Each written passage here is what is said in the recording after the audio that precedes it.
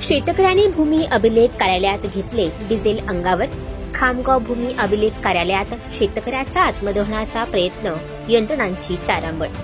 बुलढाणा जमीन मोजणीत अन्याय झाल्याच्या कारणावरून शेतकऱ्याने अंगावर इंधन ओतून घेत आत्मदहन करण्याचा प्रयत्न केला। सुदैवाने अनर्थ टळला।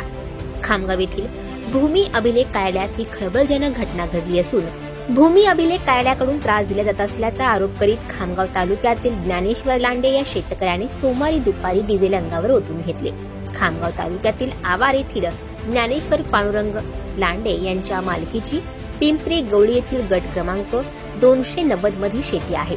या शेतीच्या सरकारी मोजणीबाबत लांडे यांनी हरकत घेतली। त्या मोजणीत 10 फूट रुंद आणि 80 फूट लांब शेती गेल्याची तक्रार करीत भूमी अभिलेख कार्यालयात चक्रा मारत आहेत। मात्र कार्यालयातील संबंधितांकडून प्रतिसाद नसल्याने शेतकऱ्याने भूमी अभिलेख कार्यालयातच अंगावर डिझेल ओतून घेतले। या प्रकारामुळे भूमी अभिलेख कार्यालयात एकच गोंधळ उडाला।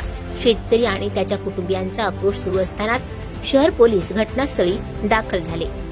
तत्पूर्वी उपस्थितांनी शेतकऱ्याला पुढील गोष्टीपासून परावृत्त करण्याचा प्रयत्न केला।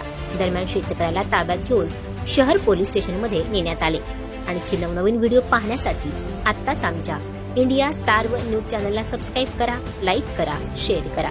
Bureau report, India star one news, Khamgaon, Buldhana.